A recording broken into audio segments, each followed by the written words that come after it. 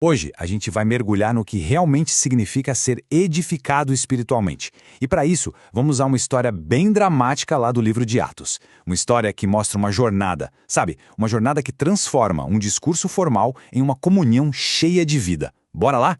Olha, essa pergunta pode até chocar um pouco, né? Mas ela está bem no centro da nossa história de hoje. Será que uma pregação, um discurso, pode levar alguém à morte? Vamos investigar um caso que mostra que, dependendo das circunstâncias, as consequências podem ser bem inesperadas.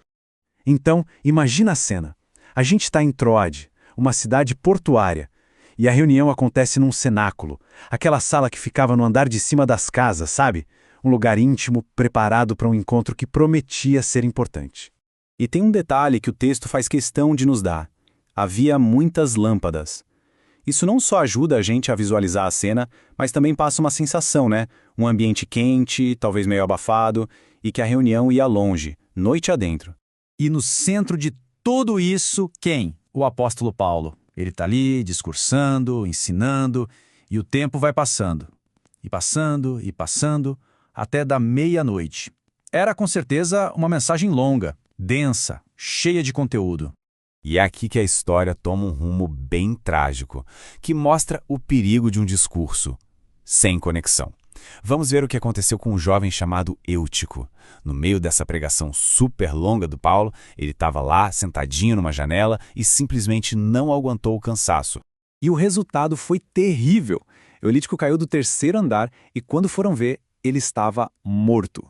Uma pregação que, de forma indireta, acabou levando à morte. Dá para imaginar o choque e o desespero de todo mundo ali. Mas a história não acaba aqui. Na verdade, é nesse ponto que a lição mais profunda começa.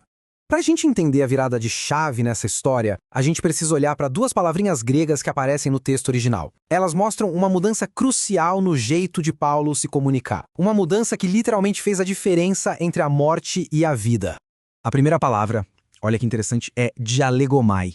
É a palavra usada para descrever a primeira parte da noite, a pregação do Paulo. Ela se refere a um discurso, uma exposição formal da palavra, com foco em transmitir visão, em transmitir entendimento. Era o Paulo mestre expondo o Logos. Só que aí, depois da queda e da ressurreição milagrosa do Eutico, o texto usa outra palavra, homiléu. E isso aqui muda tudo. Homiléu significa conversa, diálogo. Tem a ver com comunhão, com relacionamento, com uma troca que transmite vida. A atmosfera do lugar mudou completamente. Olha só que legal essa tabela. Ela resume tudo de um jeito muito claro. Na primeira parte da noite, a gente teve um discurso prolongado, com a ênfase toda na visão, no ensino, e o resultado foi o quê? Sono e queda. Mas na segunda parte, a ênfase foi outra. Relacionamento, comunhão, e o resultado? Vida restaurada e um grande conforto para todos.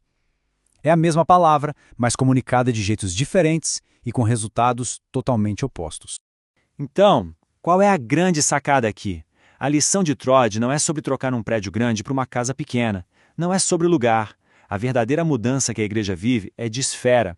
A questão não é onde a gente se reúne, mas como a gente se relaciona em Cristo.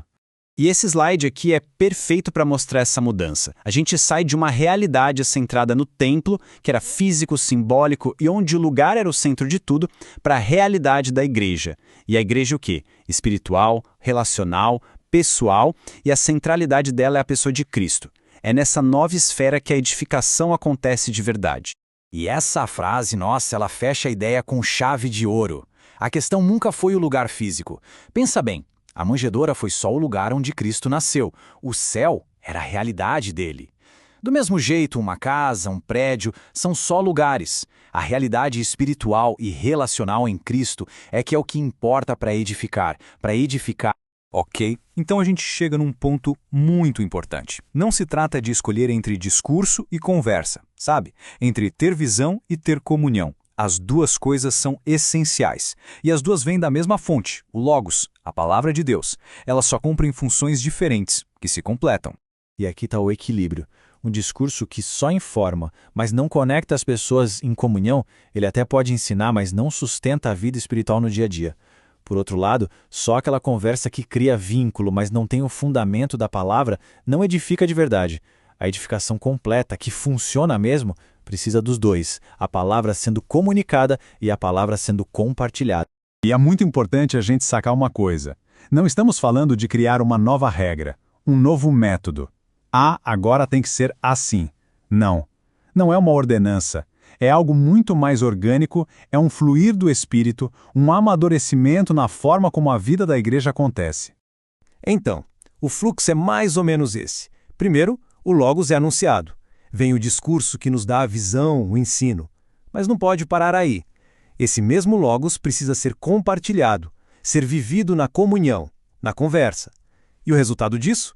Uma edificação que gera vida, que restaura, que conforta, exatamente como aconteceu lá em Troade. No fim das contas, gente, a mensagem é uma só. Seja num discurso mais formal, ou numa conversa íntima, num encontro grande ou numa reunião pequena, o centro é e sempre será o mesmo. Cristo sendo vivido em nós e através de nós.